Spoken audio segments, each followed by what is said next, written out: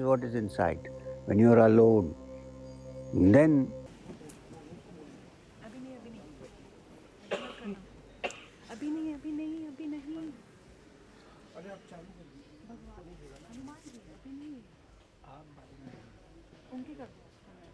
हमारा वाला भी कर देना जब मैं बोलूँगी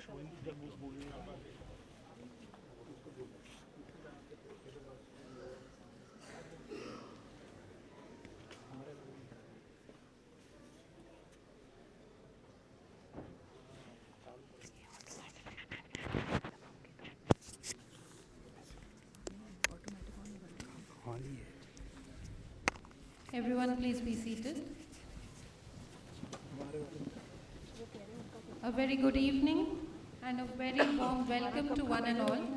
I am Dimple, a PhD scholar at the National Resource Center for Value Education and Engineering, IIT Delhi. On behalf of NRCV, it is my privilege to welcome Padma Bhushan Shri M. Sir.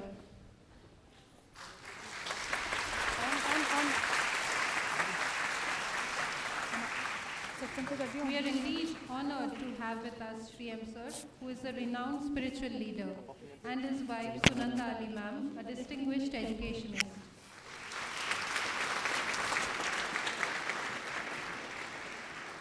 Shri M. Sir would be sharing his insights on the topic Yoga Beyond Asanas, the Yoga Sutras of Patanjali, simplifying the profound teachings and unraveling the true meaning of yoga beyond physical postures.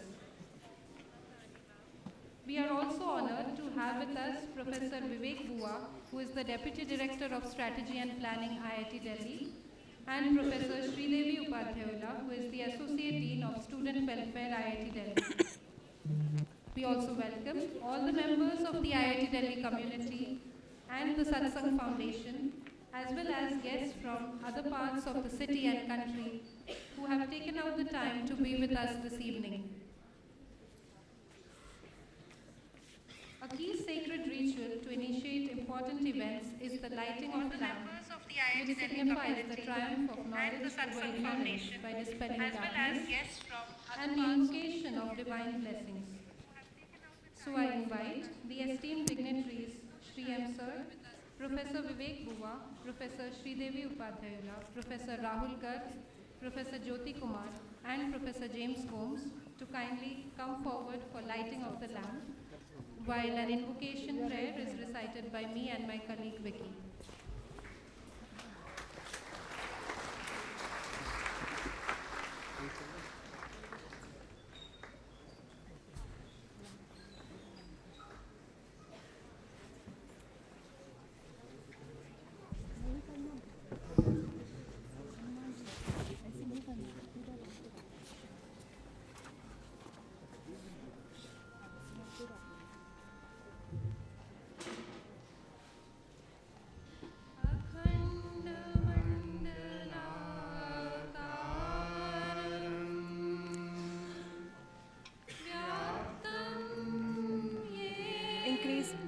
Audio increase करना है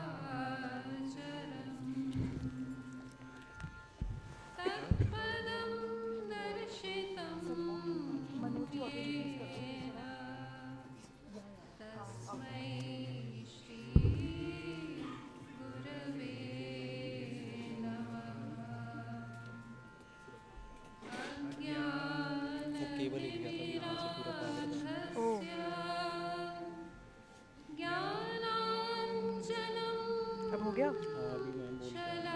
किसको बोल के बंद कर दिया मैंने gate ही भगवान जी हनुमान जी को बोलो ना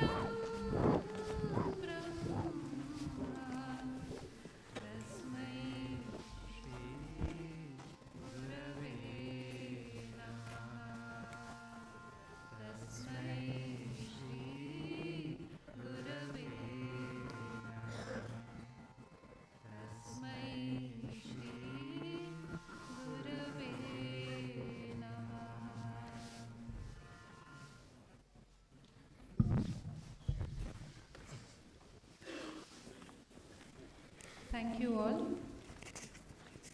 Now I would request the Deputy Director of Strategy and Planning, Professor Vivek Bua, to formally introduce our guest, Shri M. Sir.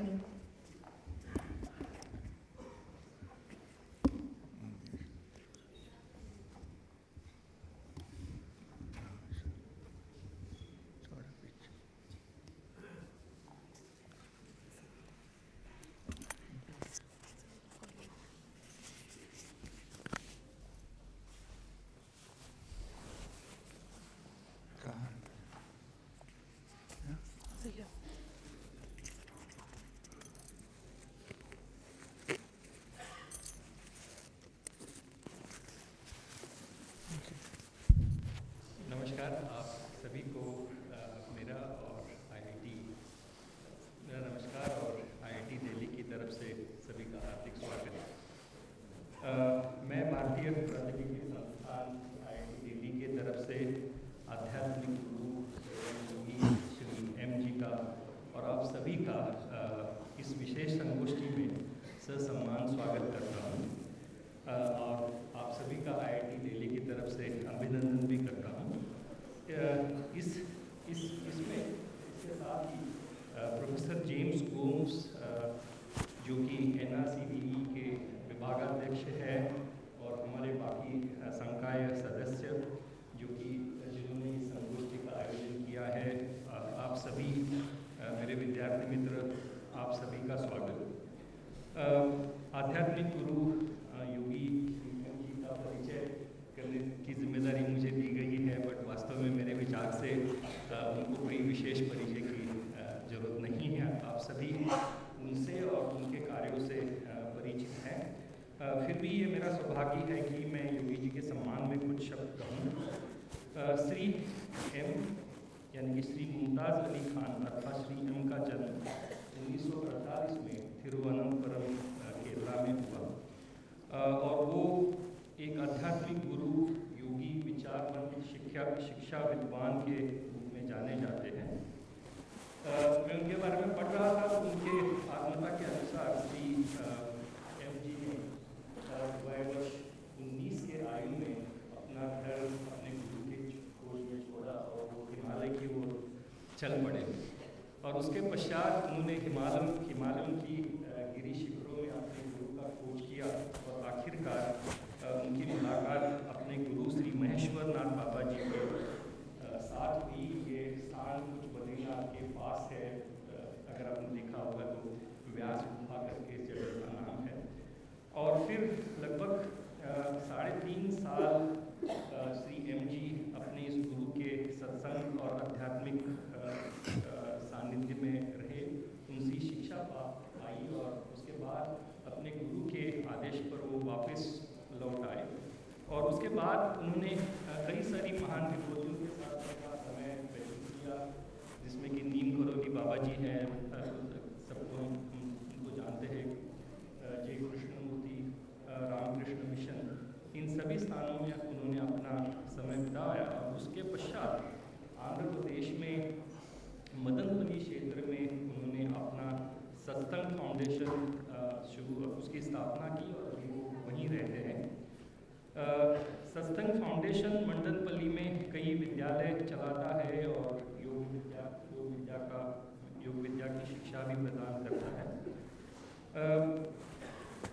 Bharat देश में और विश्व में शांति की स्थापना के लिए उन्होंने 2015 में एक पद यात्रा की, कन्याकुमारी से लेके कश्मीर तक लगभग 7,500 किलोमीटर की यात्रा उन्होंने पैदल पार की और अपने जीवन काल में उन्होंने कई सारे किताबें लिखी और इन सभी कार्यों महत्वपूर्ण योगदानों के लिए भारत सरकार ने उन्हें सन 1920 में पद्म भूषण के पुरस्कार से सम्मानित किया।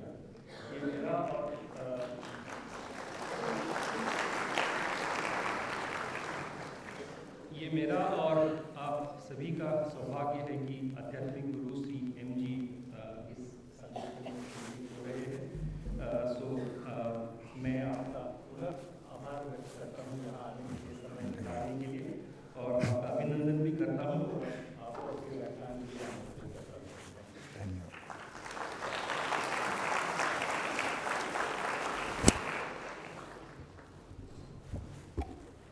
Thank you, sir, for the kind introduction. Now I would request Associate Dean of Student Welfare, Professor Sridevi Upadhyayula, to felicitate Shri M. Sir with a bouquet and memento as a token of gratitude and reverence.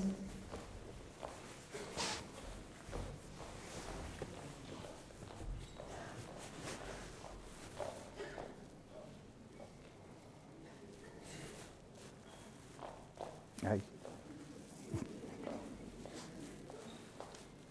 Thanks. Dhanyavad.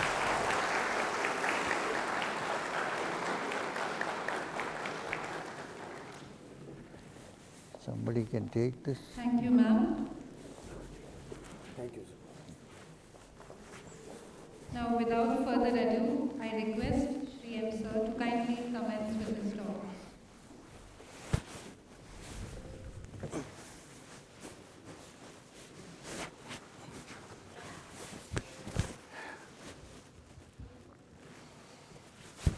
Om Sarve Bhavantu Sukhinah Sarve Santu Niramaya Sarve Bhadrani Pashyantu Ma Kaschid Dukhapat Bhavet Loka Samasta Sukhino Bhavantu. Shri Gurubhyo Namah. आज का भाषण अंग्रेजी में होगा. So,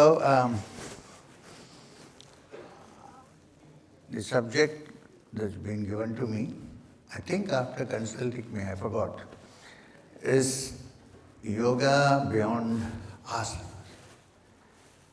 Now, the yoga beyond asana does not mean that I am eliminating asanas from the picture. It's an integral part of one particular kind of yoga, not all.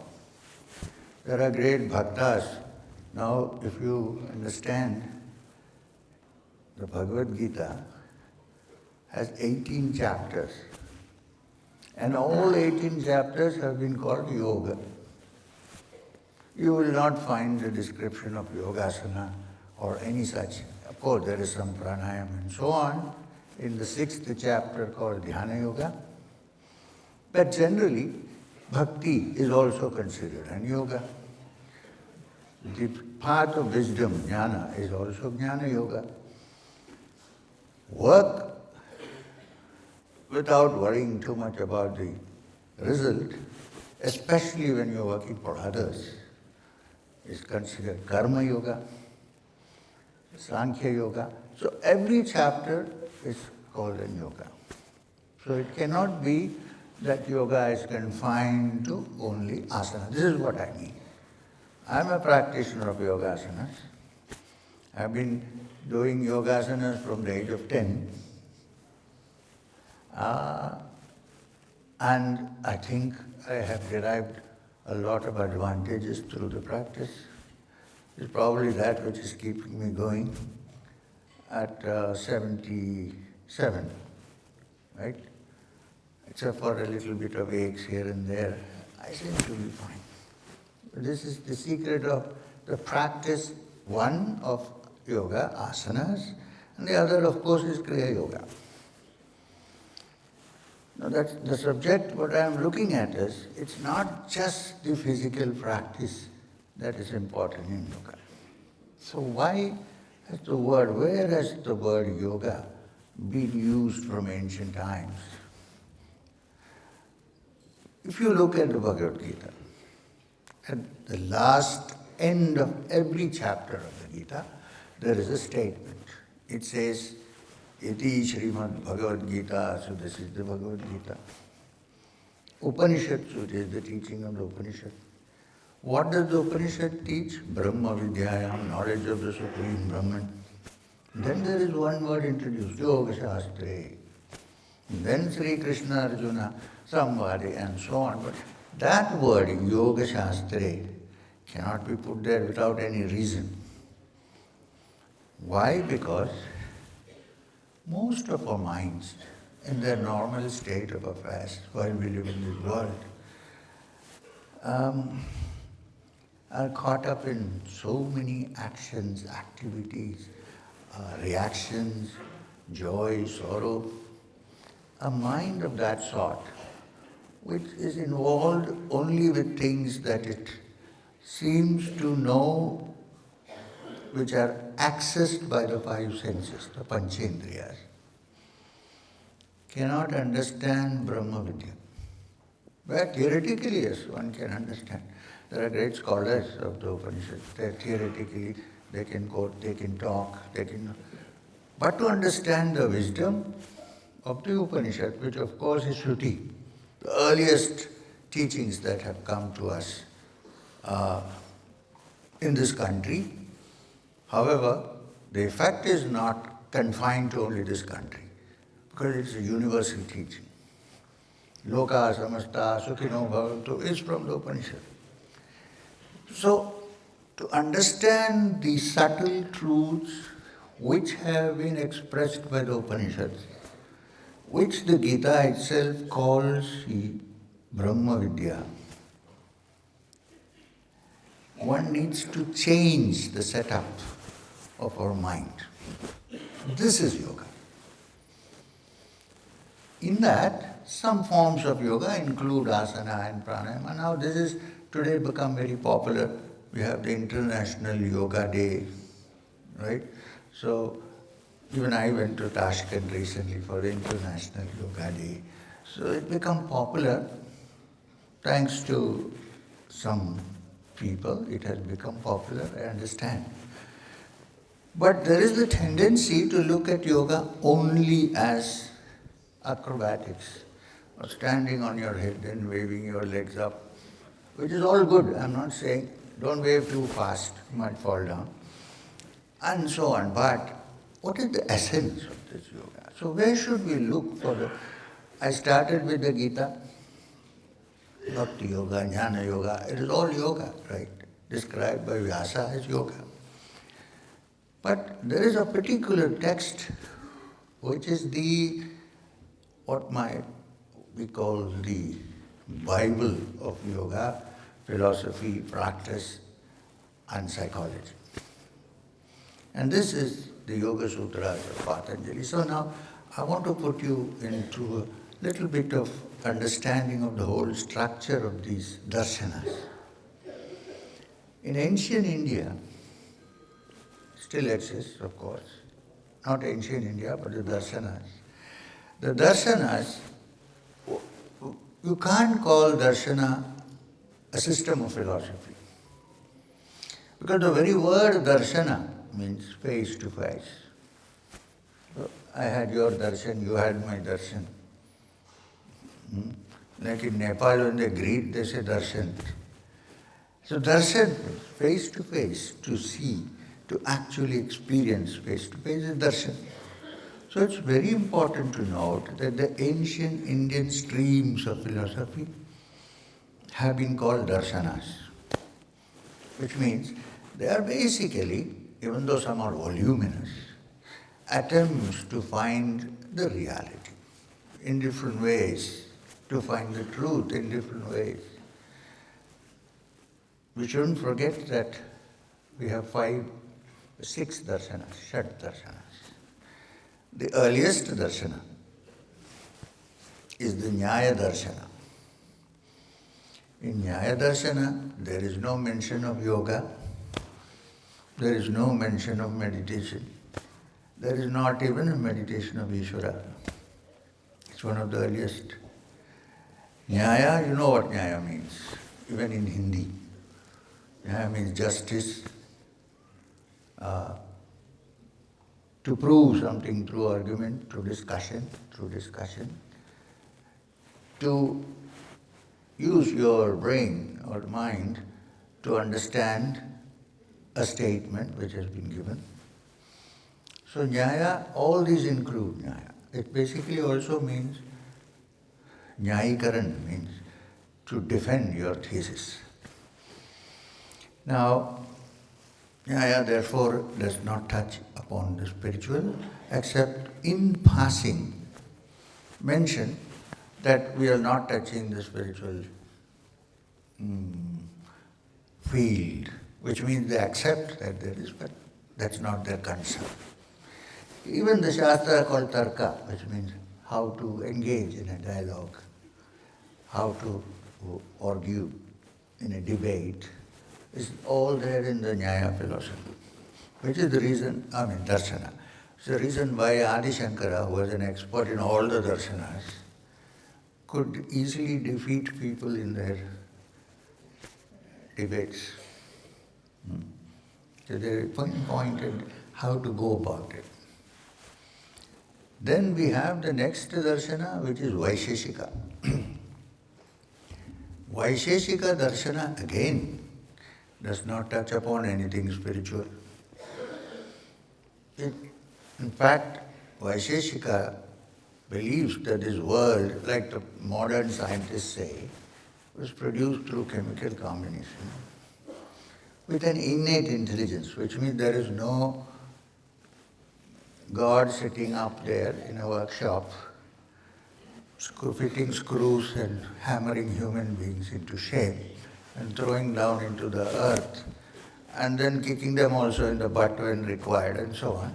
This is not there in no concept of Ishvara in the Vaisheshika. One of the famous teachers of Vaisheshika was none other than the sage Kannada. He's also called a rishi, mind you. Kannada, who gave us the word anu for atom. And it is from Kannada that the philosophy of the atheists called Charvakas came. Even in the time of Ramayana, you will find the Charvakas existed. When Sri Ram is wanting to go to the forest, a bunch of Charvakas come to the palace. And say, but why are you going? Rama, Valmiki Ramayana. Why are you going? Because I have to keep a promise. They say there is nothing like that. There is no keeping promises and there is no reward in heaven. So what is the aim of life? They say to eat, drink, make merry and die. Finished. Charvakas. This is derived from Vaisheshika darshana. Also chemical combination and so on and so on. Atoms, molecules. Now, the next darshana is the darshan of Kapila, which is called Sankhya darshan. Now in Sankhya, if you define the word Sankhya, it means figures, Sankhya. Well, there's a lot of discussion on all that. Probably the Arabic numerals were derived from the Sankhya numerals. The 1, 2, 3 that we have today in a little bit different shape. Now, the great Muni Kapila is supposed to be the founder of the Sankhya system. He is so important that in the Gita, Krishna declares, among the Munis, I am Kapila. Among the Vedas, I am Samaveda. Music. Among the mountains, I am Meru, and so on. He says, among the rishis, I am Kapila. It's so important. Now, Kapila Muni founded the Sankhya system. Now, in the Sankhya system, for the first time, while other things are discussed, like even geometrical truths which require a lot of equations, which do not enter the heads of people like us, like me, not you. IITians must be knowing all the figures. But even that occurs in the Sankhya system. I'll give you an example. Now, mathematics has proved that every straight line is part of a circle. You'll say, how is this possible? Algebraically, mathematically, it has been proved that every straight line is part of an infinite circle. Which is, as it goes along, then it curves and becomes a circle. We don't see it with our eyes. Now we can only find it through calculations, mathematical calculations, which doesn't enter thick heads like mine. Sankhya does that very beautifully. One example, there are many. The Sankhya Pravanchana Sutra says that if you are walking on a long road which is curved, If you look just 1 foot in front of you, you will see only a straight line. When you take the whole thing, then you see the curve. Which means this, what you see as a straight line, is part of that curve. I'm just giving you some rough examples. The Sankhya teaches. But for the first time, the concept of Ishvara is discussed in Sankhya. Now, according to Sankhya, Ishvara is the sum total and essence of all primordial wisdom, which is omnipresent, omnipotent, and omniscient. This is Ishvara, according to Kapila, in the Sankhya. First time you see the mention of Ishvara. However, that Ishvara, according to Sankhya, is not generally possible to contact by us human beings. So while it's not an atheistic philosophy, it's an agnostic philosophy, generally. Well, there is Ishvara, primordial essence of wisdom, omnipresent, omnipotent, omniscient, but I cannot, what does it mean to me? Then comes the Yoga Darshana. Why? Because the subject today is Yoga beyond Asanas. Yoga Darshana. After Yoga Darshana, of course, there are 2 other darshanas, which is Mimamsa, Uttara Mimamsa, and Purva Mimamsa, which is Vedanta. Basic one is rituals, ceremonials from the Brahmanas, and the other is Vedanta, pure Vedanta. In between comes the Yoga Darshana. Now in Yoga Darshana, for the first time, Patanjali says that this Ishvara presented by Kapila in Sankhya, this Ishvara can also be contacted under certain conditions by us, by human beings, by surrendering to that Ishvara. Now the Yoga Sutras of Patanjali, Swami Vivekananda has written a commentary on it. It's called Raja Yoga, small commentary, part of his talks. Now, this Patanjali's Yoga Sutra is the standard textbook for all who need to study the yoga, study the science of yoga. Now, it starts, the Yoga Sutras are divided into 4 chapters. There is the first chapter called the Samadhipada, the second chapter called the Sadhanapada, the third chapter called Vibhutipada, and the fourth called Kaivalyapada. These are the 4 chapters. Now if you notice, the first chapter is Samadhipada, it's not practice. In the second chapter comes practice, Sadhanapada. So what does it mean? It simply means that you should know where you're going. So first the whole chart is laid down in the Samadhipada. What is Samadhi? What is a state of consciousness different from ordinary? If there is such a thing, what are the different stages of Samadhi? Is it merely only a trance state, or does it abide with us forever after the trance? All these things, Nirvikalpa Samadhi, and so on, are discussed. Then comes the practice part, which is the Sadhanapadas, chapter 2. Now in chapter 2, the first line of chapter 2, which is sadhana, practice, is tapas, Yoga Sutras, tapas, swadhyaya, Ishvara pranidhana, kriya yoga. This is the first line, which means tapas. Now when you say tapas, people usually think standing in the river up to the neck with their hands held up and so on. Now this tapas, today if you do that tapas, you will probably get only pneumonia. No other siddhi is going to come. Now, this tapasya was meant for Treta Yuga, Dwapara Yuga and so on, not for Kali Yuga.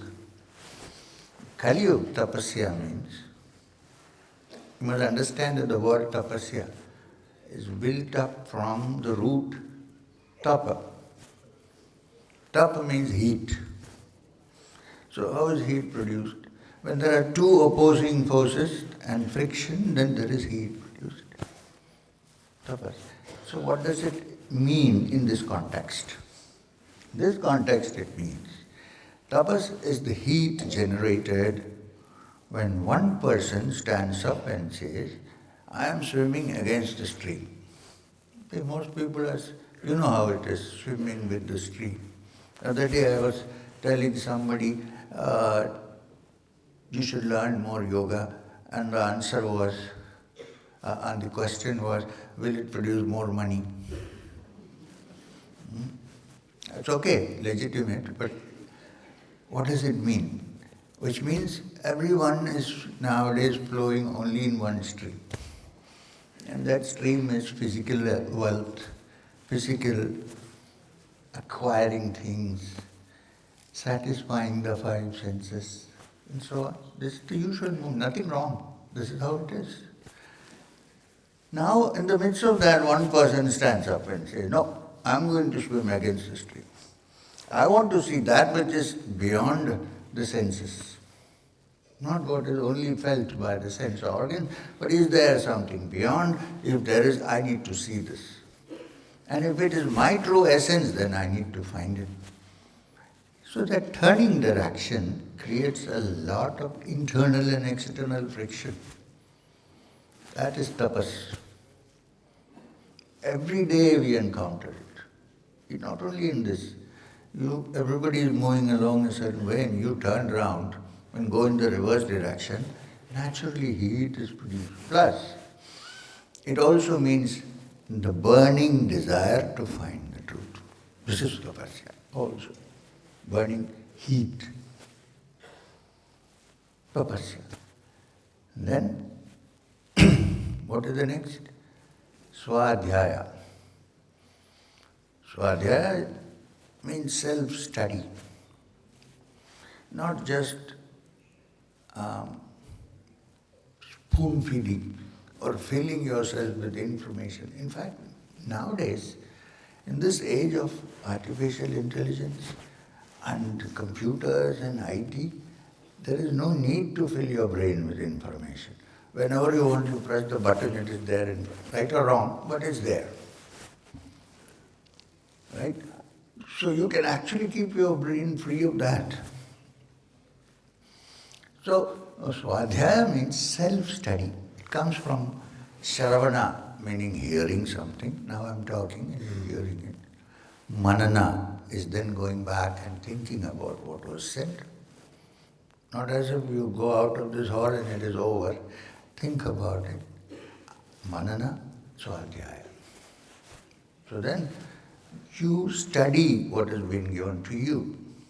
Not just, okay, so there's a difference between hearing and listening. Hearing now, everybody is hearing, but some may be listening, unpointedly. And that requires swadhyaya, self-effort is required. Swadhyaya. Now, there's another meaning for Swadhyaya, which is Swa Adhyaya, studying yourself. When you say studying yourself, please don't suddenly jump to the conclusion that I start by saying, I am the Supreme Brahman. You're not, at least at the moment. So here Swadhyaya, self-study means studying yourself as you are in this world, how you behave, what are your reactions while surrounded by this world. This is Swadhyaya, not simply Swa, myself is the Supreme, but it is not, it's full of dirt. No, it is the Brahman. No, maybe, but not at the moment, you don't know it. Self-study is to see where the dirt lies. If you don't know that, how are you going to clean it? If I don't know where my plumbing is clogged, how do I clean it? Right? So this is Swadhyaya, understanding your own self, not imagining that I am the Brahman. That stage comes, there is no imagination, it's an actuality. So, Swadhyaya. Then comes Ishvara Pranidhana. We're just looking at the first sentence of Sadhanapada. Ishvara Pranidhana. Why Ishvara Pranidhana? Because Patanjali accepts that there is the essence of all wisdom, omnipresent, omnipotent, omniscient, which can be accessed by the human mind, provided it agrees that I don't know. It's very difficult to say I don't know. Very difficult. Everybody knows that is the problem. You just have to say yoga, everybody knows what is yoga. Right? In their own way. So to say, okay, I don't know, let me start looking at it, it's very difficult. So Ishvara Pranidhana means surrendering to that primordial wisdom. When you discover, no matter what acrobatics you do with your mind, you are not able to find a solution. Of course you have to try. Nobody says that you have to put your brain in cold storage. Not in the philosophy of this country. No. What is the Gayatri that you chant daily? What does it mean? What is the last sentence? Dhyo yona prachodayat, may my intelligence be stimulated. Nobody wants you to be put in a freezer, no. But the keenest and the sharpest intellect very soon discovers its limitations. And then says, is there some other way out? Other than this structural 1 plus 1 is equal to 2, 2 और 2 5 हो सकते हैं क्या? हो सकता होगा, क्योंकि yogis have said so, maybe.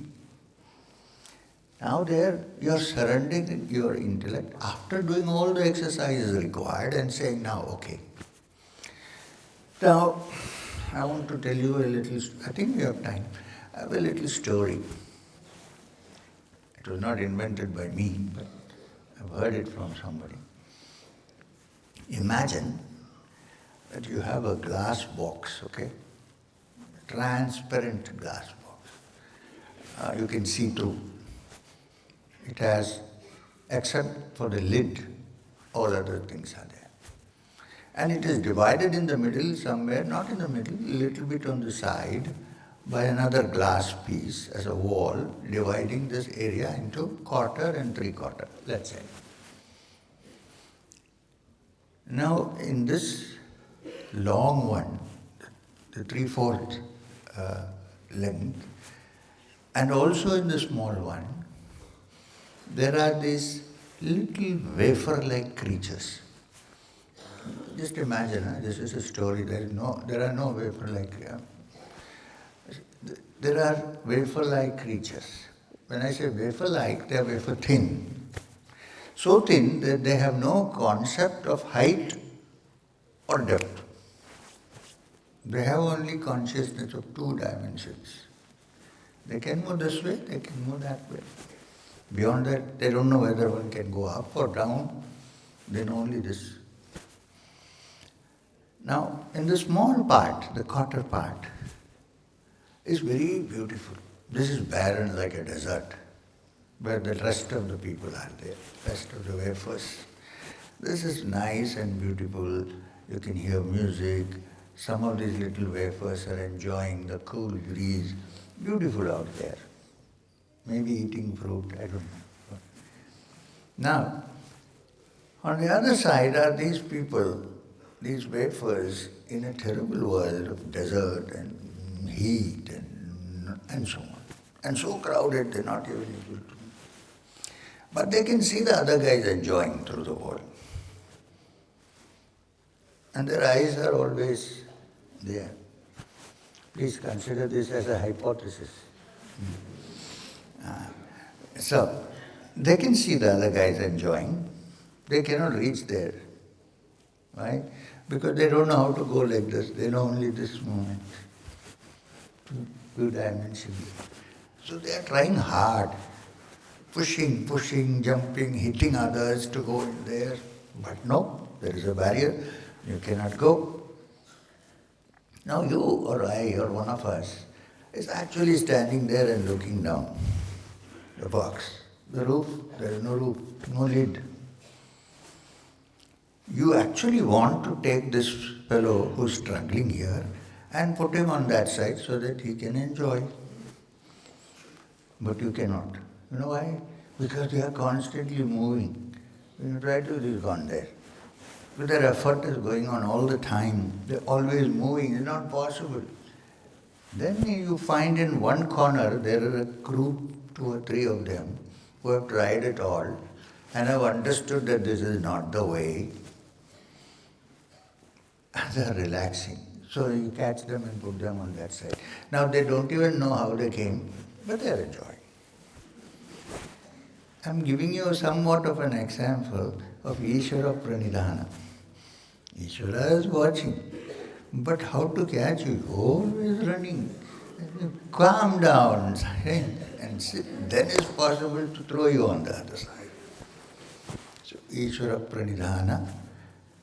So tapas, swadhyaya, Ishvara Pranidhana, Kriya Yoga. This is Kriya Yoga. IIT Kriya Yoga.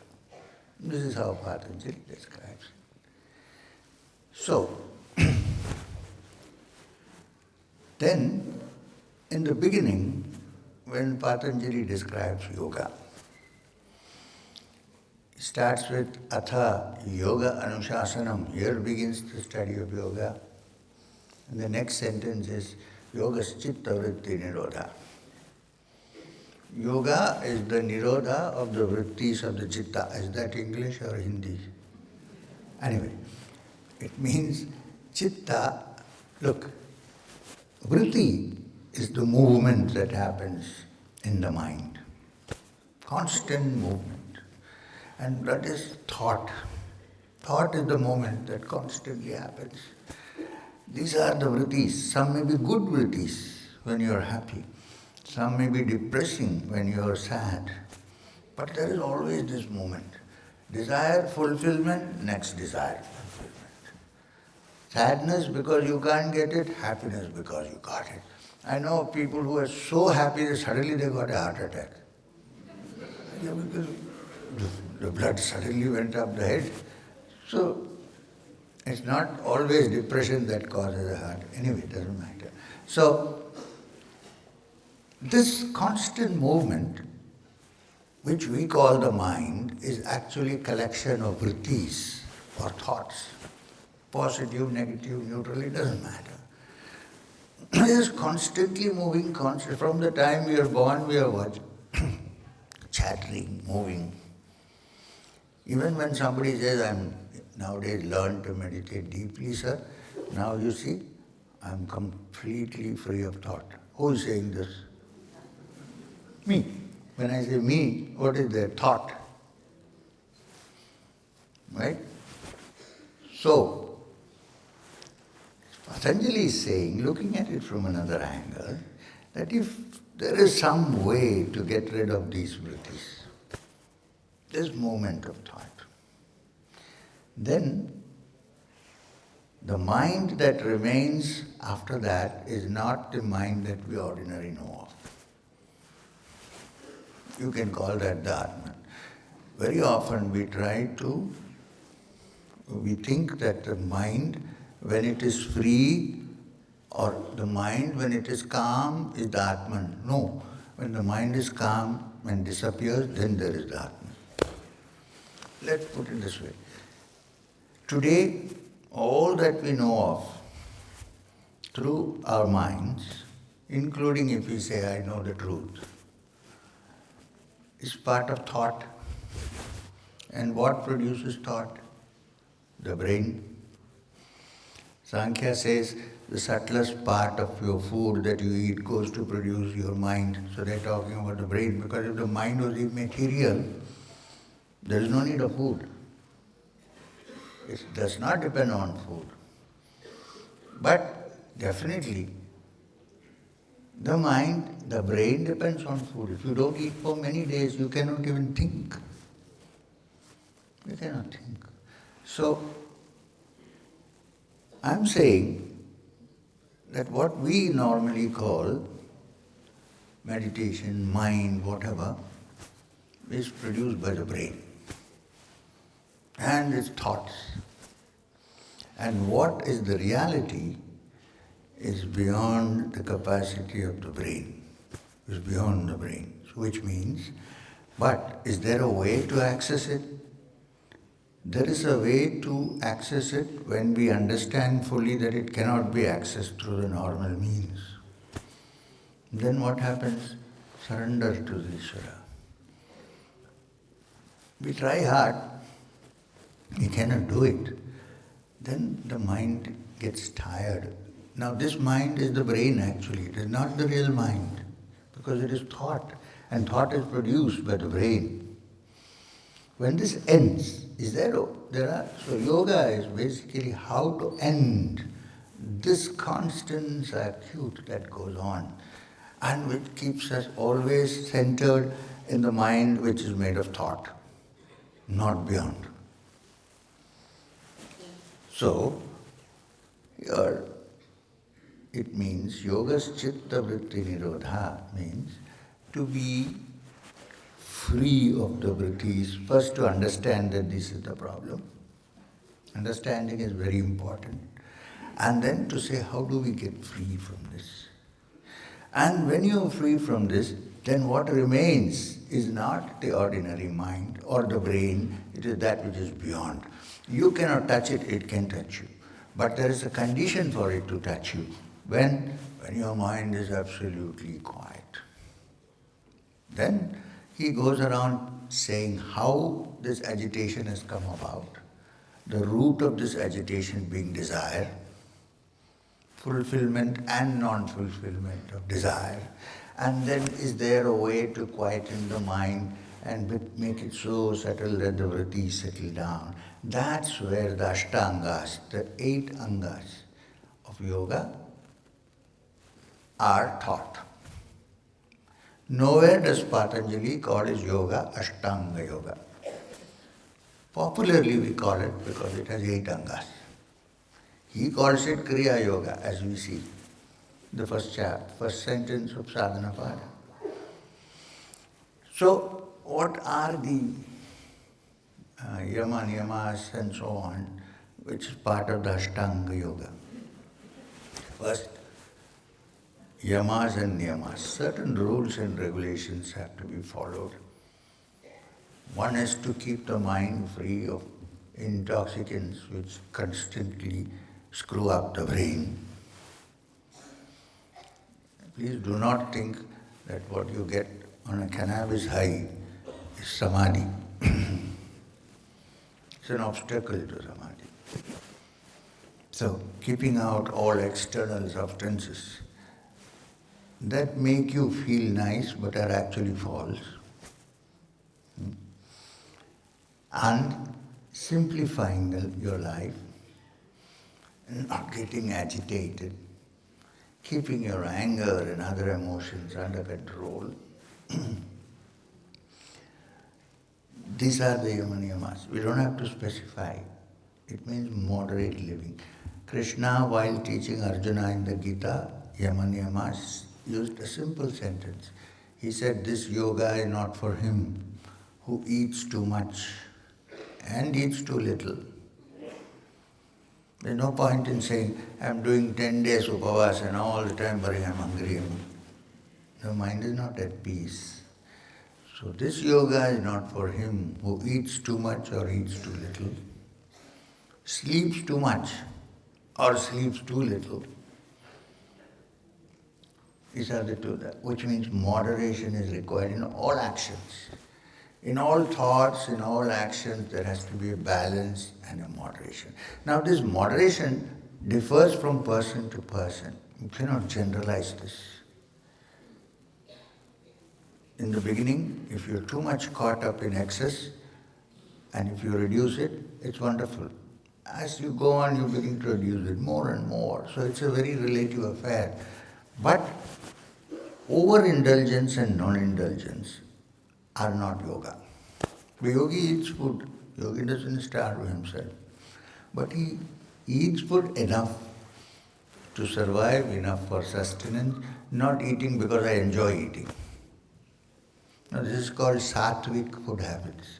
Now when you say sattvic food habits, The other day I met somebody who said, my food habits are sattvic. I have only one meal a day. Okay, great. I don't eat any animal products. Okay, great. And then I saw that one meal. 50 people who are sleeping outside IIMs can eat it for 50 days. I'm exaggerating a bit. That is the one meal. Okay? And just because I don't eat onion and garlic, it doesn't become sattvic food if I eat 1 kg, 10 kgs of food at one sitting. Sattvic food also has to be the quantity that you eat, how much you eat and what you eat. So, this is the criteria that you have to look at to simplify your habits and the practice of meditation regularly, which comes in the part Yama Niyama Asana. Now, in the Yoga Sutras, Patanjali dismisses asanas with one sentence. He does not describe any asana. He says, Sthira Sukham Asanam. Any posture in which you can sit for a long time in Sukha, that is your asana. He doesn't refer to any other asana. But all the yogic texts, especially from the Nata Sampradaya, which have come to us like Yoga Pradipika and so on, they have fully described how to do asanas. The thing is, find the right teacher. Find the right teacher and don't get into trouble. Very important when you do asanas. Don't turn your head like this and then find that you are unable to turn it back. You find the right teacher. So, yoga asana, then pranayama. Now, pranayama is a very important part of Kriya Yoga, as many of you know. Now, what is the need of pranayama and how is it connected to chitta vritti nirodha? How is it connected in calming the mind? Now, this is very simple. When you are agitated, watch your breath and see how it is. The breath is very agitated, very fast, very agitated. When you are quiet and calm, like you're doing something which you really enjoy, not the glass of beer on Sunday, but something else. Or you're painting, or you're listening to music, or you're doing something you really love to do, like gardening. Watch your breath. Chant, very calm and quiet. So if the condition of the mind is influencing the rhythm of the breath, the question is, can we then change the rhythm of the breath and bring about the condition of the mind that you require? This is the essence of pranayama. There are many kinds of pranayams, but this is the essence of pranayama. The other is, prana is life energy. Although we say pranayama for breathing exercises, which are in yoga, actually they are shvasayan. The breath is shvasa. But it's, fortunately for us, linked intimately with the prana, with the life energy. So if you control your shvasa, you can control your prana. So the whole process of pranayama, therefore, is to get some kind of a voluntary control over your prana. Now this is very interesting. There are many autonomous functions of the body. Many. Circulation of blood is autonomous. We have no control over it. Even when you are sleeping, it's happening. Right? Digestion. We can chew food and swallow it. That's about it. The acids that are working, the digestion, that's not under our control. It happens. If it goes wrong, you can take a few medicines, but you're not under control. Then, the heartbeat, we don't get up in the morning and say, beat, and it goes on, even when you're sleeping. And when it stops, one can do nothing. Nowadays, of course, you can revive for some time, but you'll come back again. So these are autonomous functions, including the breath. You don't say breathe and therefore it's going on. Since you are born, you are breathing. And when it stops, we know what happens. So, breath being so important, you can live without food sometime, you can live without water for some time, you cannot live without breathing for more than maybe 1.5 minutes, unless you are an accomplished yogi. It's so important, but we give no attention to the breath.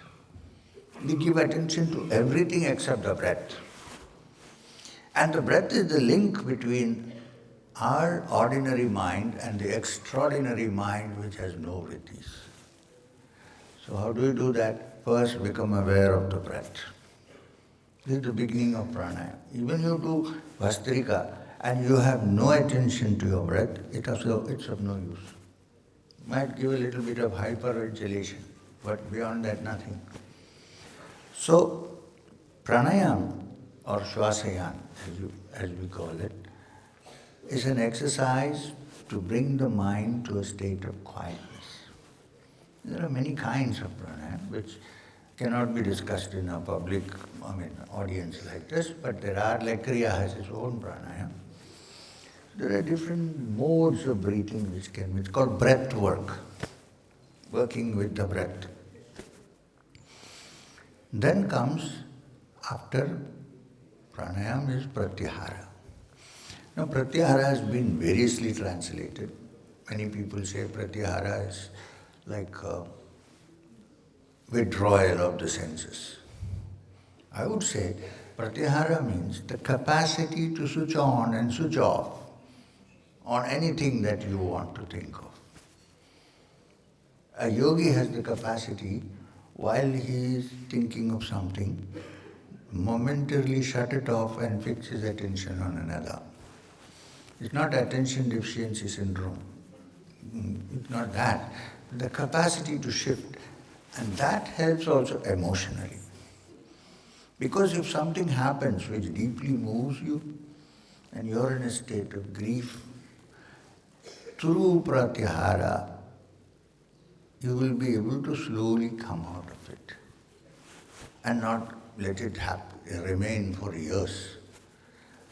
This has to be learned only through practice, starting with pranayama. And then from pratyahara comes dharana, dhyana and samadhi. All the 8 angas are over. I would say that the 8th anga, which is called samadhi, is actually not a limb, but the culmination. So one can call it saptanga yoga, if you like, 7 angas. So what is dharana? Dharana is the capacity that the mind develops through practice to fix its attention on any one object, idea, sound, or any one of these exclusively without being disturbed by other ideas.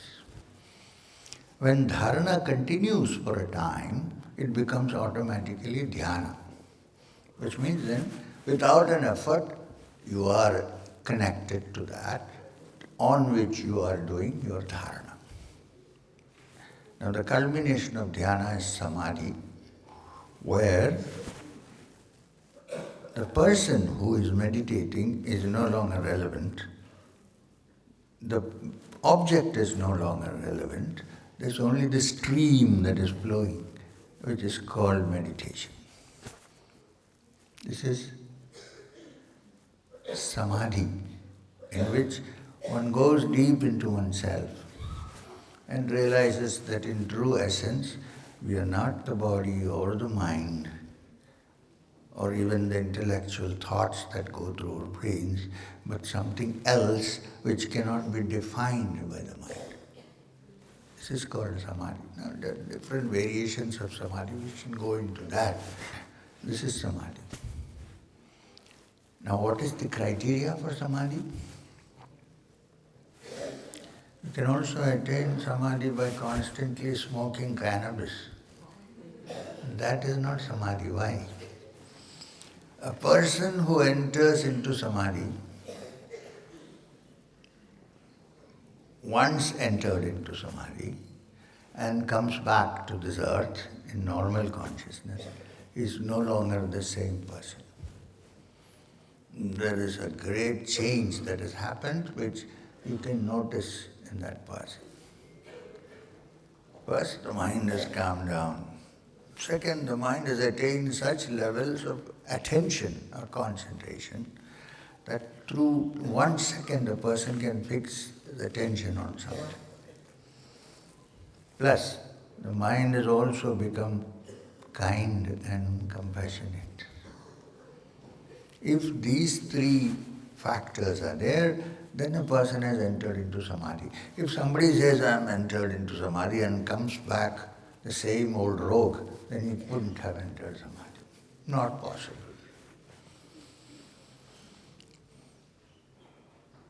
So,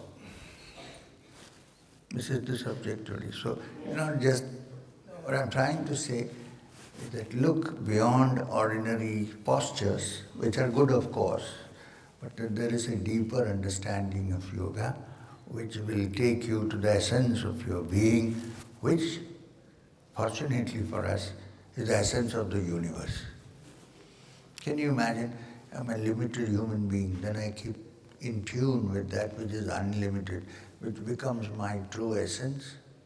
What a wonderful experience is that.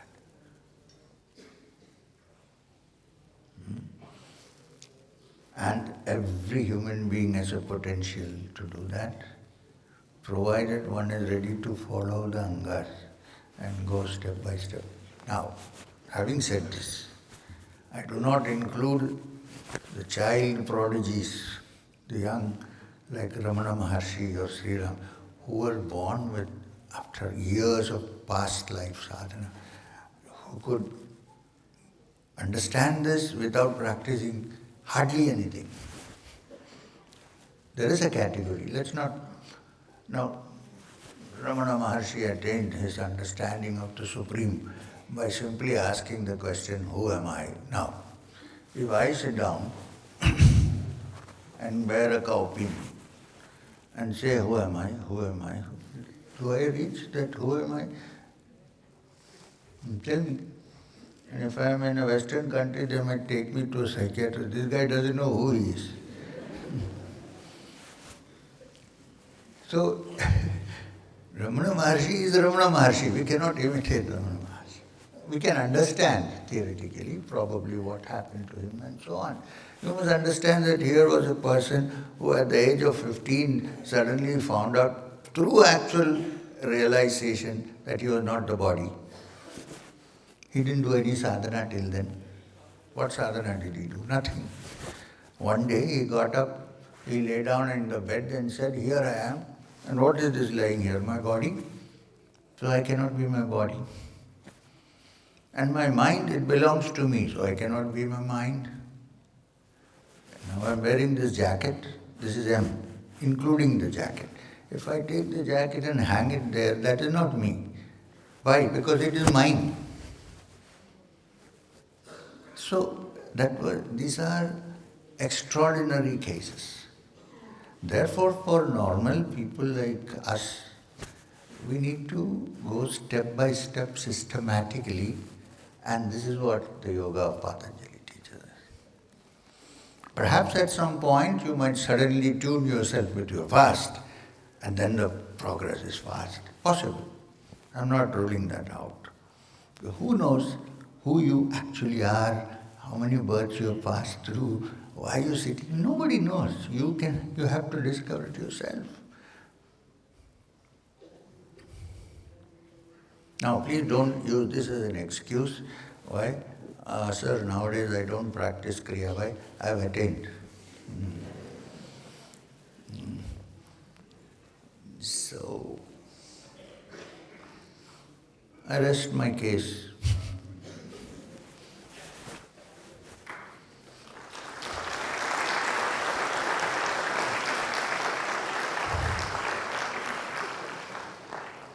To the young people who are here, I need to tell you, please experiment and find out for yourself. You don't have to believe a word of what I said.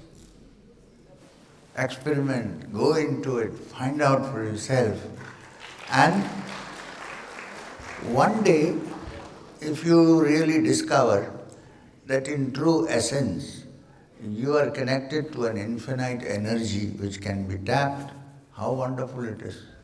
Then you have learned the Universal Institute of Technology. UIT.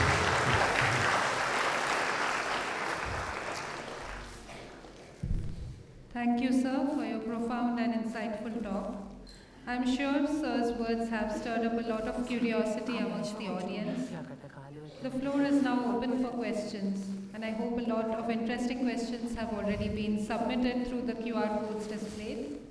So now I invite Professor Jyoti Kumar on stage to coordinate the Q&A session. Professor Jyoti Kumar, I have only one thing to say, that you should let me go in around half an hour or 40 minutes. Huh? Thank you, sir. Thank you, sir. So, while I think many questions which were put on using the QR codes in the hall and also the links that have been sent have already been answered by you in your session. So can you find out those which are not? Yes. So Nishant Verma and Sabyasachi both have asked the same question, similar in intention. They're saying, how does Patanjali Yoga Sutras guide a beginner in meditation? The Yoga Sutras of Patanjali, first you get a copy of it. Fortunately, translations are available. There is one translation by Swami Vivekananda called Raja Yoga. Read through it, and there are simple ways of how to move forward. He has himself described. There is another commentary on the translation, commentary on the Yoga Sutras, written by self, which is called Yoga Also for the Godless. Now, why did I write that? Because there are so many people who want to practice yoga, they are put off. When they go to somebody, you have to recite this, you have to do this, otherwise you cannot. So I said, let's also, because after all, yoga is derived from Sankhya. In Sankhya, there is not even a concept of an Ishvara that one can touch.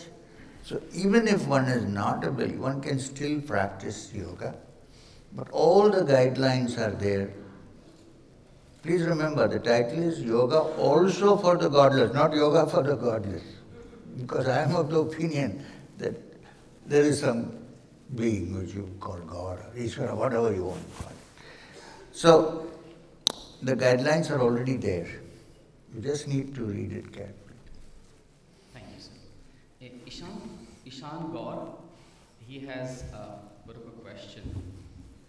One of your talks, you mentioned that there's a shortcut, and that is to cut your ego in half. Now, So he's asking, how do I do that? yeah, you see this? I also said that it is the most difficult cut. Because, it's very easy to say cut your ego into two, but you know how difficult it is. Because people think, is there a shortcut? What are we doing in all the practices of meditation, all bhakti yoga where you surrender? In all these practices, you are slowly sawing off that ego. In life's experiences also, slowly they saw it from the bottom. There is no root left and then it collapses. But when I said shortcut, I was using the word only to the similarities. Shortest cut, cut the ego into two. That didn't mean that it is easy to do that. It is not at all easy. In fact, I would say it is the longest cut. One of the most difficult things. Even if you know a smattering of something, people don't pretend to be. So what do? It's not so easy. But keep in mind that the ego plays a great role not only in glorifying ourselves, but also sometimes bringing misery to us. Simple example. My ego is so big, and then somebody calls me a fool. Right? If my ego is. Now, if I didn't know English, what would I do? Somebody saying fool. I know only Hindi. I might think you're calling me a fool. There is no effect. Right? So, to be free of this ego, starting point is not to worry what others think about us. This is important. You do what you have to do. Don't worry what others think. As long as you are not stepping on the shoes. Yeah, agreed. Thank you, sir. Rugved is a student here who's asking, is this complete truth that one receives, is it same for all, or does it have specific variations to specific persons? Yeah. Now here, Einstein gave us the theory of relativity, right? It's a universal theory. It's not that one person, it is true and for the other person it is not. It's a universal truth that has come. In the same way, this teaching is universal. It's not true to some and not true to some.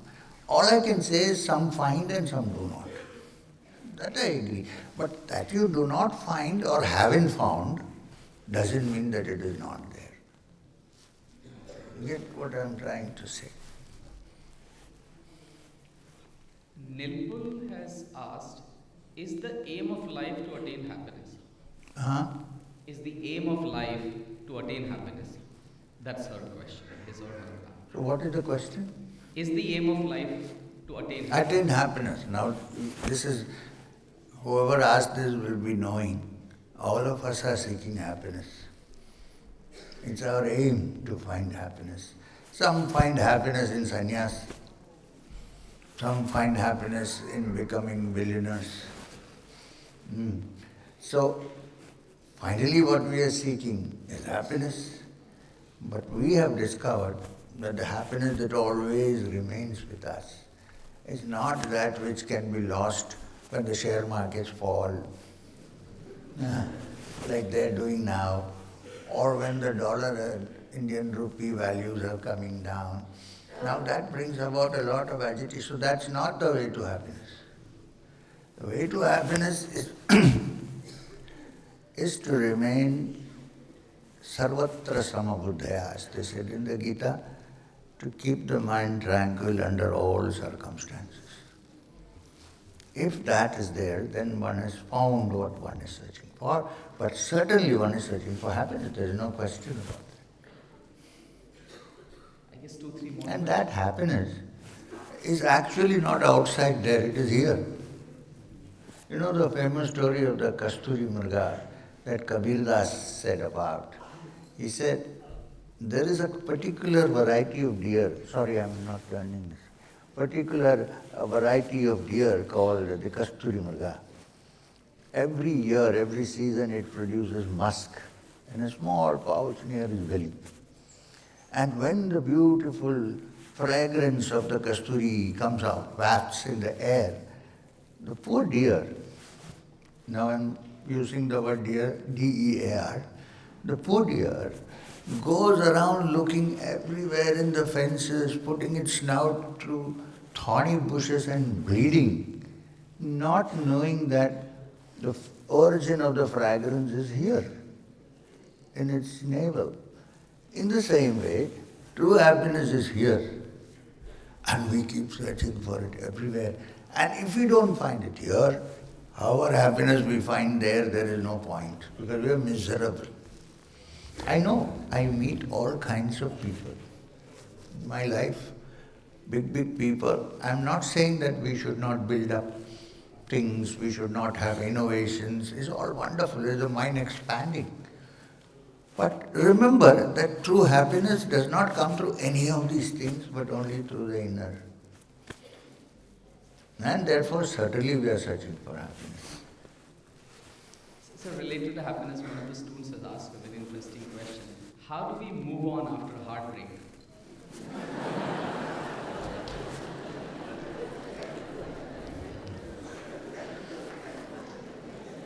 This is old KL Saigal song, जब दिल्ली ही टूट गया जी के क्या करें Now, it's a good question actually. It's very difficult when the heart breaks to move out. I would say that in my experience, instead of trying to move out of that heartbreak, can we stay in that and explore our mind and see how it is at this point? When there is no, when what you consider dear has run away somewhere and you feel lost and empty, and you don't know, that's the heartbreak, right? And then you're wondering, now what? And then instead of getting agitated about it, look into your mind and see how is the mind reacting to this? Is there a possibility that I can stay calm and tranquil in spite of this heartbreak? Huh? It needs a lot of self-examination. It's not so easy. The only thing that is not recommended, that because the heart is broken, don't try to mend it with the spirit that comes in bottles. And then the heartbreak becomes worse, then the body break, then the brain break. You know what I mean. So live with it for some time so that you learn how to handle it. Well, it helps if you have someone who can advise you, who can guide you, who can say, hey, don't worry, I have also had a heartbreak. Sit down, let us discuss this matter. Sir, I'm in interest of time. I think the last question perhaps. Thank you Many, so many much. questions. Thank you. Yes, sir. One last question. You can mail me the question. Okay, sir. Many people are asking this, sir, that you do not come to Delhi as frequently. And then they're guessing what is the reason. Now what to do? That I have not come to Delhi doesn't mean I'm not traveling. I'm traveling to the rest of the country, rest of the world, rest of the country. So I'm not getting time. Now to be honest, I'm afraid of coming to Delhi and dying of air pollution.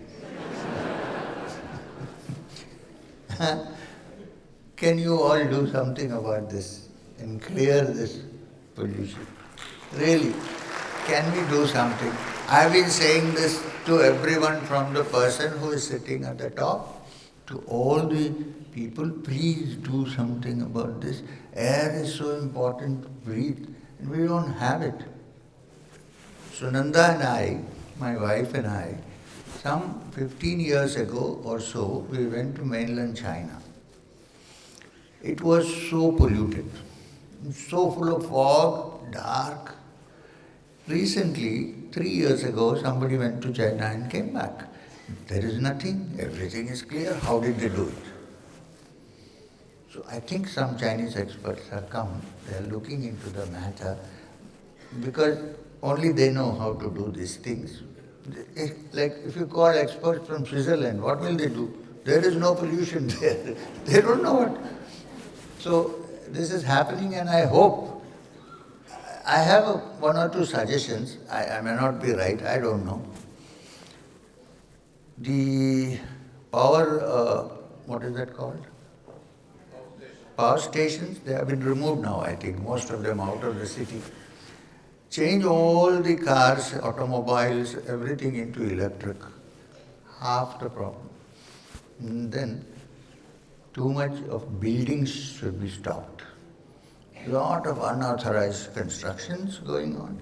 I'm saying unauthorized and authorized both have to be stopped. Move these constructions out, away from the city. These are some of the things that we can practically do. Otherwise, soon everybody will be walking around with a portable oxygen apparatus. I mean, this is not the right thing to do. And please remember, this is Indraprastha. This is Indraprastha. You cannot afford to keep Indraprastha like this. One has to do something. Volunteer work is welcome. We have to work together for this. Thank you so much, sir. Thank you for your time.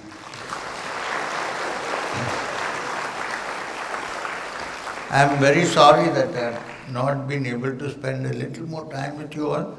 But then I promise next time I won't spend, I'll come more frequent. Like in March, we have a book launch. So I should be back in March, and then we can discuss more, probably. And I'm hoping that next year Delhi will be free of pollution. Let's see. I'm hoping. Thank you. Thank you very much. Namaskar. Thank you, sir. That was an insightful and engaging discussion. Before we proceed further, an important instruction to the audience. Kindly remain seated till the dignitaries have left the stage and do not crowd near the exits. Please vacate row-wise in sequential order while leaving the hall. Also, the students of the VEV and NEN courses are requested to stay back for attendance. I would now call upon Head of the Department of NRCB, Professor James Gomes, to kindly deliver the vote of thanks and conclude the event. Thank you.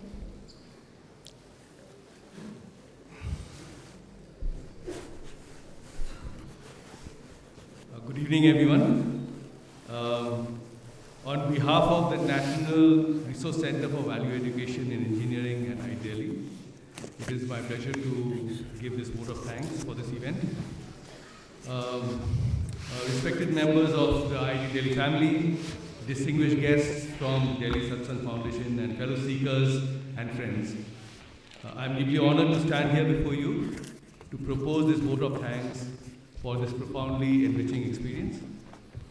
First and foremost, our hearts are filled with immense gratitude to our Master Sri M. Sir, and we thank you.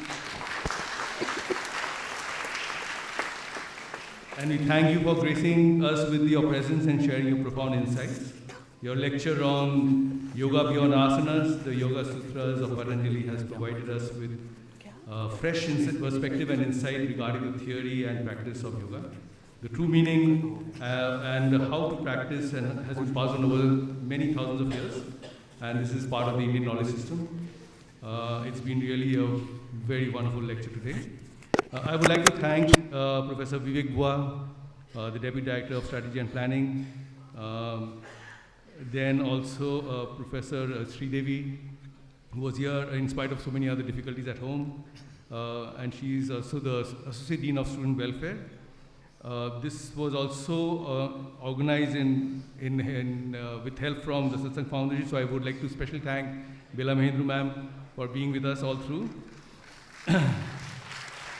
And I would also like to thank the volunteers of the Satsang Foundation of Delhi, the team of student volunteers of the Board of Student Welfares, as well as the PhD students of NRCVE, who have been working day and night for the last 2 weeks on this, trying to get this organized well. I would also like to thank the technical team, the caretaker section, and the IT administration for supporting this event. In particular, I would also like to thank our security unit, because there is Sandeep ji, Kapil ji, and Balaram ji, who are in the background, who have done a lot to kind of make sure that this was a very smooth event for us, and handling all the crowd and management. Yes, thank you. So finally, thank you all of you for taking time out from your various activities coming on a Saturday evening to IIT Delhi, and we wish you very well. I hope you will find another occasion to come here. And with that, thank you, sir, very much for being with us. Thank you. Thank you, one and all.